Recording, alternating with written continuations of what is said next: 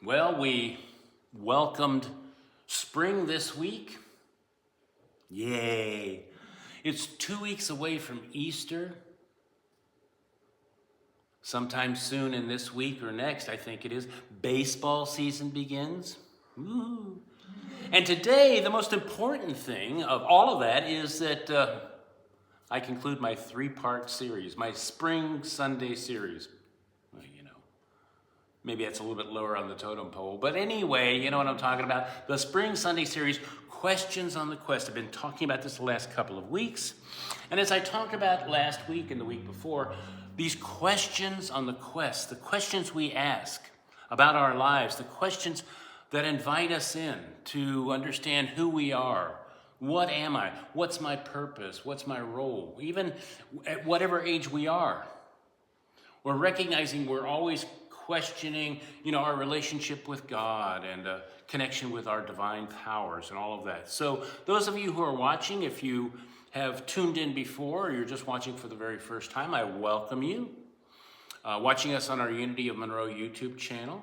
This series was based on and is based on a series of articles that used to run in the old Unity magazine by a man by the name of Dr. Marcus Bach. And Dr. Bach wrote these articles, and it later became compiled, called into this book called Questions on the Quest.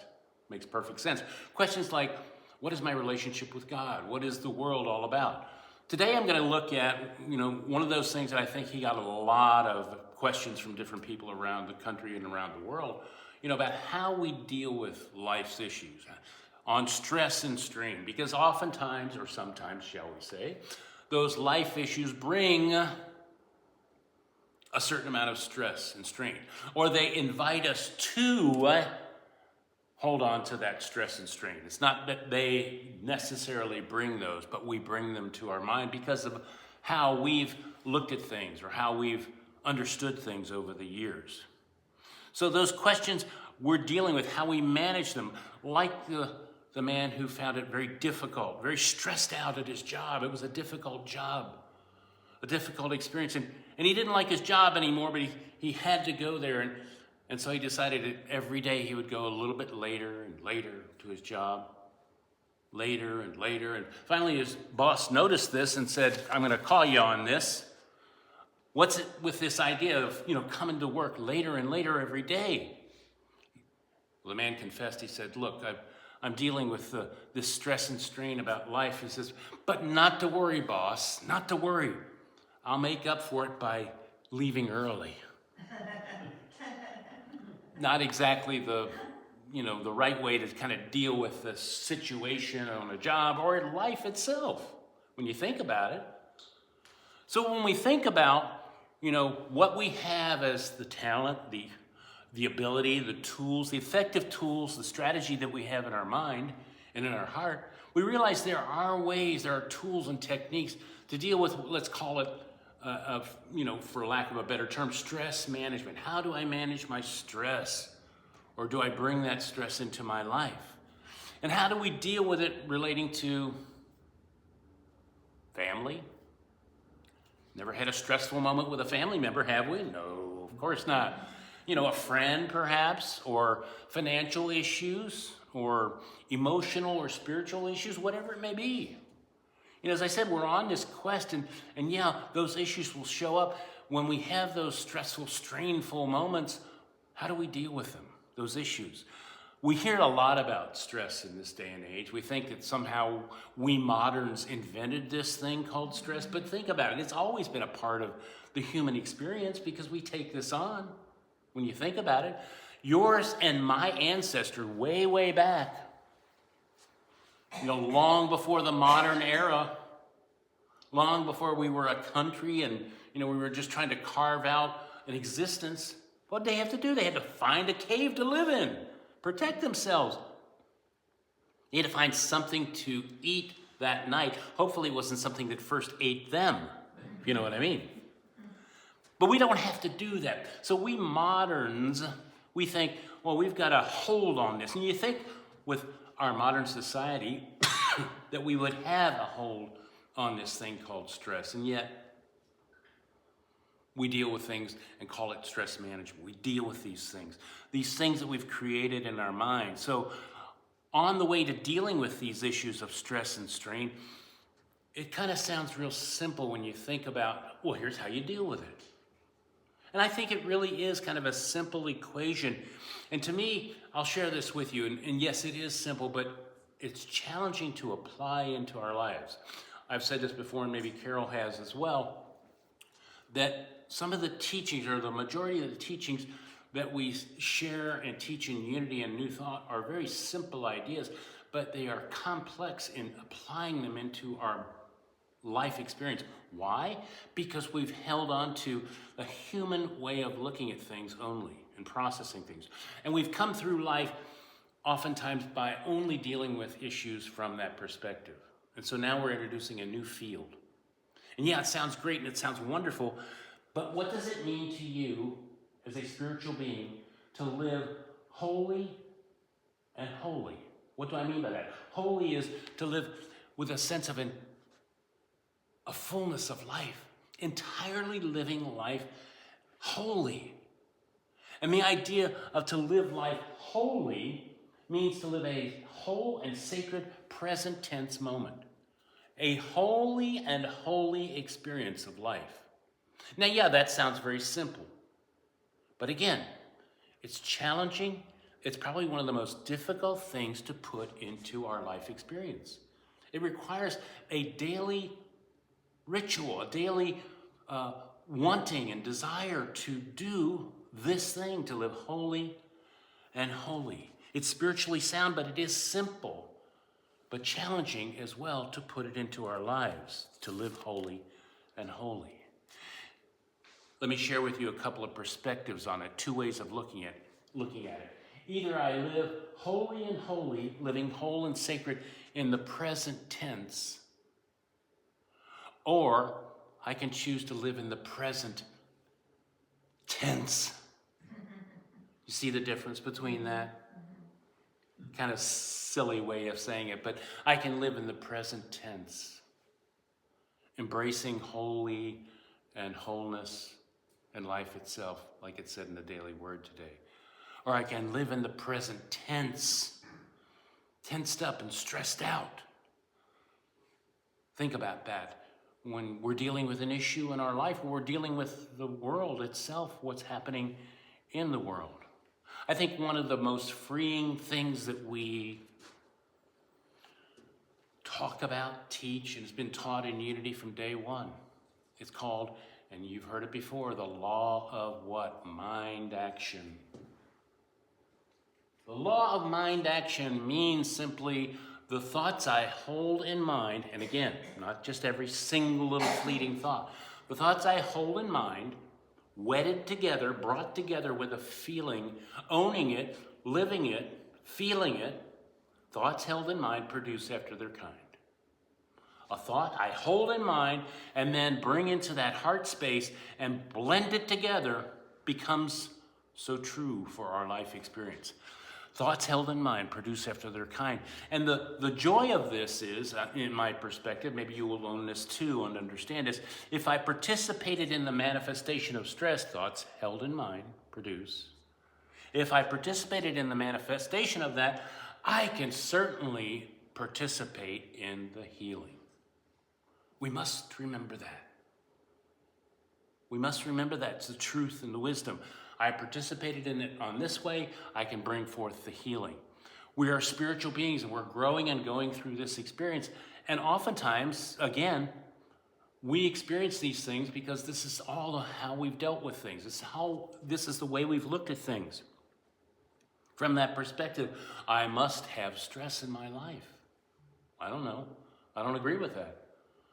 Maybe you've known people over the years. I've known people who became so stressed, sad to say, they couldn't even choose what they wanted to have for breakfast. They were so stressed out.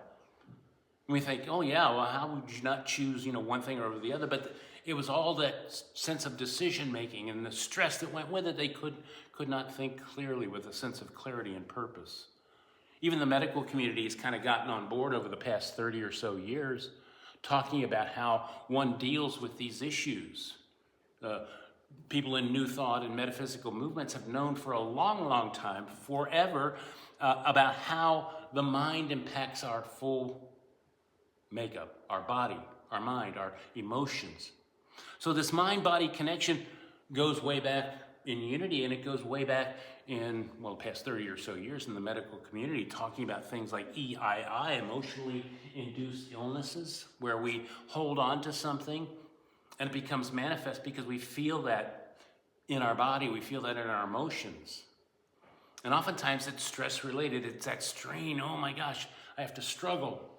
I have to struggle this, whatever the struggle may be. And we know that truth, so we claim that emotion, and it becomes true in our body and our consciousness, if you will. I think sometimes our mindset can boost stress. You ever had a situation that seemed like, okay, this is a little issue, and all of a sudden we start thinking about it, we emote over it, we feel it, and it starts to mushroom, it starts to blossom, it starts to grow into a pile of problems. I've been there. Like you start worrying about a little thing, and all of a sudden it becomes huge, or as big as we want to make it. We continue worrying or, being stressed out over something non-productive, shall we say. Clinical psychologist Dr. Chad Lejeune, in his book called The Worry Trap, says stress cannot be measured by the external circumstances with which a person must contend, but rather by their reaction by these particular circumstances, from these particular circumstances. One person's stress may be another person's pleasure. You buy that? One person's stress could be another person's way of looking at things and saying, oh, here's an opportunity to let my light shine or do something with this. I certainly do buy that, because I think that's important to remember. When we look at certain things and we're stressed out on it, stress and strain comes not from the thing that's happening, because the thing always happens, as it said in the Daily Word today, right? Flux is always happening. Chaos happens. Stuff is taking place. Now, I can go on board and be stressed out at it. We've all been there. I can feel that strain. We've felt that. Or I can choose this day to recognize there's something as a gift there. What can I gather? There's, again, where the questions come in. The questioning on the quest. We have a choice. To claim that we have a choice in the matter, as I said earlier, I think can become our mantra, our prayer for each day. I have a choice this day. Am I going to be stressed out about what I read on the internet or see on TV? Am I going to be stressed out about what my partner says, my neighbor does? Am I going to be stressed out in the fact that, I got, run off the road coming up here or something like that? I didn't, but, just using that as an example. We have a choice in the matter, yes. I call it the fretting or letting option, my friends. I can fret over something, I can be fretting over life, or I can be letting our consciousness, my consciousness, embrace what it means to be holy and holy, to embrace wholeness, to embrace and know that as I embrace being holy and holy, I'm open to allowing the divine wisdom, spiritual solutions to come into my life, into my consciousness. As I was speaking earlier about the beginning of the baseball season, it's like the baseball pitcher. The guy on the mound with the ball in that wonderful sport where the defense has the ball and no other sports like it. But he has the ball, so what does he do? He throws it at the batter. So imagine he's finished up the 7th inning of this game, this pitcher on the mound, and he is pitching a perfect game. What does he do when he goes out there to the 8th inning? Does he worry about that? Does he stress over it? Does he worry about that guy that's in the batter's box? Or he's like worried about the guy who's the cleanup hitter in the on-deck circle? You see, the more he focuses only on what's right there with that first pitch, that second pitch, the next pitch, when he focuses on that, then we see a better outcome, a good outcome, shall we say. Now, if he were to walk someone or hit someone with a bat, of course, with the ball, I should say, Of course, that would simply mean the perfect game was gone, but maybe it's a no-hitter. You see, he can't be stressed out about, oh my gosh, am I going to make it to the ninth inning and go through this lineup? No, he must be focused in that holy and holy moment. Focused in on what he needs to do right here and right now. I think one of the treasures and pleasures, if you will, of reading the Bible and reading especially the New Testament, reading the wisdom and the teachings of Jesus as we've come to know it, our Wayshower teaches these wonderful ways of how we observe our consciousness, the thoughts that we hold in mind. When we read in the book of Matthew 10:36, when Jesus says that a man's foes will be those of his own household, we think in terms of, oh, well, what does that mean? A man's foes, does that mean that person I live with or lived with? Or those people I've invited into my home? Again, Jesus taught in cryptic ways. He taught in spiritual ways. That's why he taught with parables and other ways of teaching, so that you could understand it and interpret it. Metaphysically, we understand it. One's foes is where? In our own consciousness, our own mind. A household is a consciousness, your consciousness and mine. Think about the foes of your consciousness that hold you back, that say, here's something happening in my life, I must be stressed out about it. That's what I'm supposed to do. That's what I learned. Yeah, and we all probably learned that, did we not? From somebody. This is the way we do things. So how do we live in this flow of goodness of God, of holy and holy experiences? How do we live in this way? Well, first and foremost, I think it's important to practice our spiritual principles. Question yourself, what does that mean to me? To practice my spiritual principles. What are those spiritual principles? To maybe have a daily affirmation, something you carry with you. Taking time out, a couple, 3 dozen, 4 million times a day if you need to. No, I'm just kidding. As many opportunities as you can, just to breathe in and reflect and to question, or to just simply be quiet, relax and listen. Be ready to receive. Next, we must be prayerful. Now, I don't mean by that necessarily a formal, kind of prayer. What do I mean by be prayerful? You see, to me, every part of life is prayer. Walking is a prayer. Sleeping is a prayer. Breathing is a prayer. So prayer is, again, that mind action. I'm always prayerful because I'm holding a holy and holy observation about life. So to be prayerful is to walk in prayer. It is to breathe in prayer. It is to chew your food in prayer. Sure, all of those things is what I mean by prayerful. Yes, there's a formalized prayer that we might do, but there's the blessings that flow when we hold that consciousness of prayer throughout our lives. Walking is a prayer. Living, breathing is a prayer. Last, we must always be present. Holy and holy. Again, holy and holy. Live life with a fullness, a purpose, and knowing that you are here by a divine appointment, and to live it with a sense of the sacred. I feel that sense of sacredness toward you and those who have, as we were talking about earlier in the beginning of the class, before the class began, about those who have passed from our sight. To hold them in that sense of sacredness. See, I think sometimes when we think in terms of these truth issues, these, truth ideas, when we think in terms of those, we sometimes think, well, I'm waiting for it to happen. I can't wait for God to somehow supernaturally intervene in my life, because God doesn't work in that form or that function. God is, we are, I am. And so all of those spiritual appointments, all those spiritual ideas, faculties, the wisdom, the grace, the understanding, it's all there. I must, like the river, let it flow into me and out from me. We may not be able to, see life from a grander perspective right here and right now. But every step we take gets us a little closer to understanding what is the next pattern, the next step. So always be questioning, what does this do for me?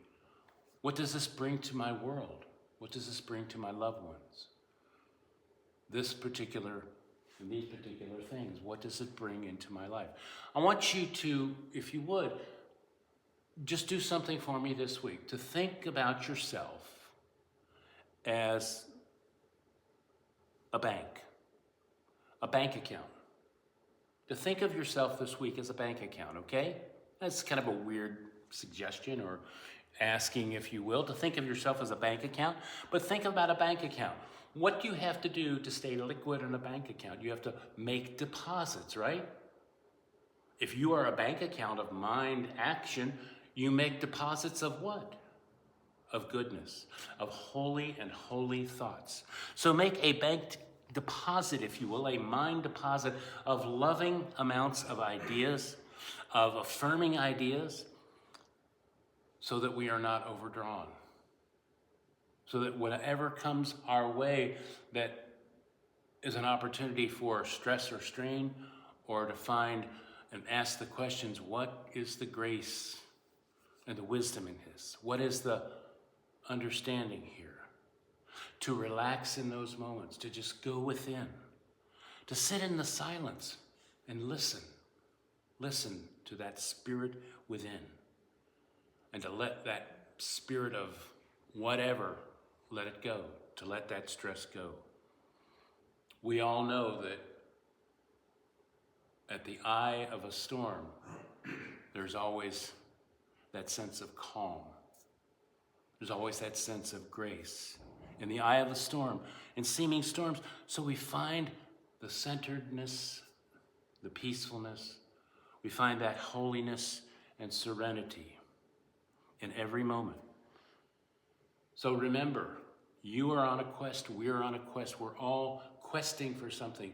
Ask those questions when these things are there. What is my relationship with Spirit, with God? What is my connection to all of life?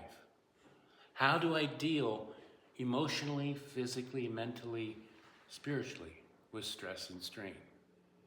Now let's take a few moments just to sit back and let's enter into a time and an agreement, if you will. As we approach this quiet time, we do so with a sense of purposefulness and grace and dignity. And invite yourself just to simply close your eyes. As we close our eyes,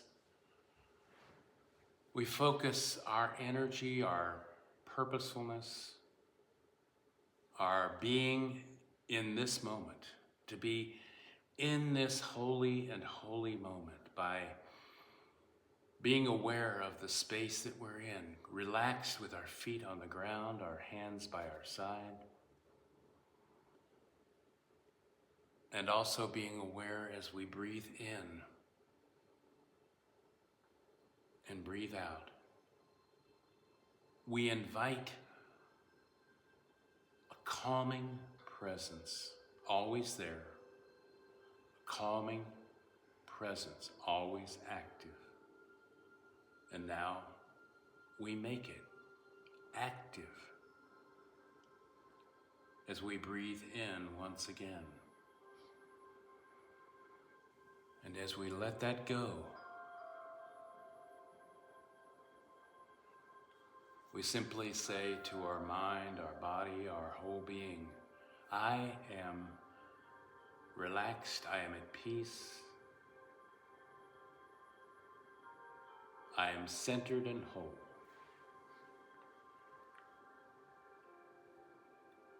For that is my calling, that is my divine inheritance. And I claim that divine inheritance of centeredness, of being holy and whole and holy.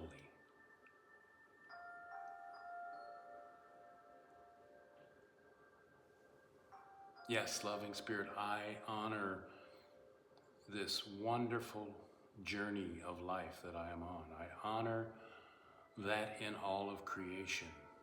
Loved ones, friends, those whom I've yet to take on as friends.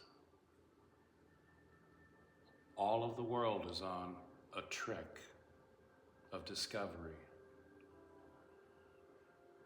My questions on my quest invite me into the beauty and the wonder of my home, my consciousness. And it is in this space that I'm able to lift myself up. For God has given unto me, unto all of us, these wonderful gifts of wisdom and understanding, gifts of being able to contemplate life, to sit quietly.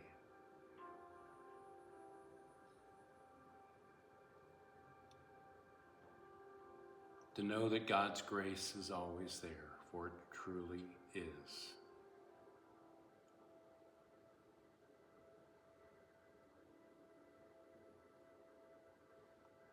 Even as I walk through valleys and shadows of life, I know that God is with me, for I am holy and holy as I observe life. I am holy to embrace life with a sense of joy and purpose, and I am holy and holding out and knowing that all of life is sacred. It is to be honored.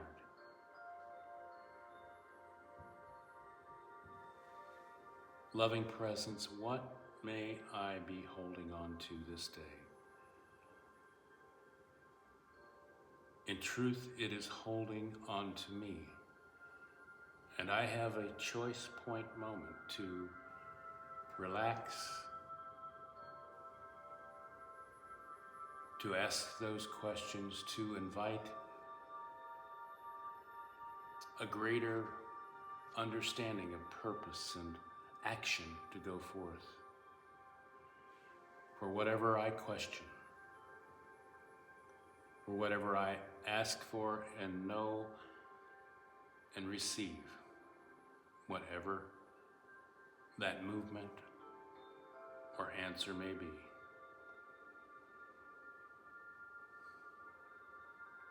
So invite yourself now to enter into this time of quiet in an agreement, in an understanding, in a knowing that whatever comes forth in questioning, in quiet, in silence itself, that I am holy and holy, and I am ready to receive and express and feel that grace and goodness of God in the silence.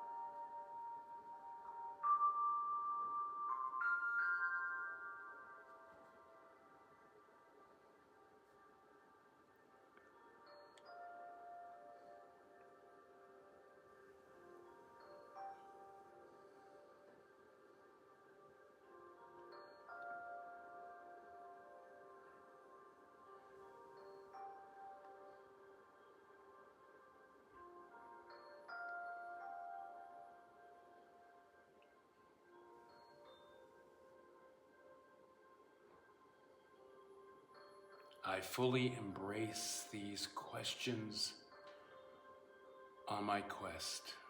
Questions that always remind me of the greater good, always lift me up in knowing that there is, and I claim that divine inheritance, for I am holy and holy this day.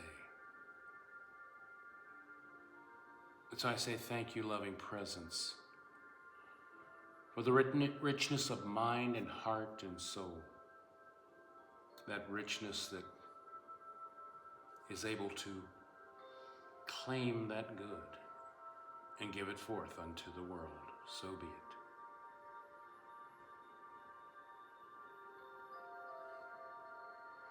it. Amen.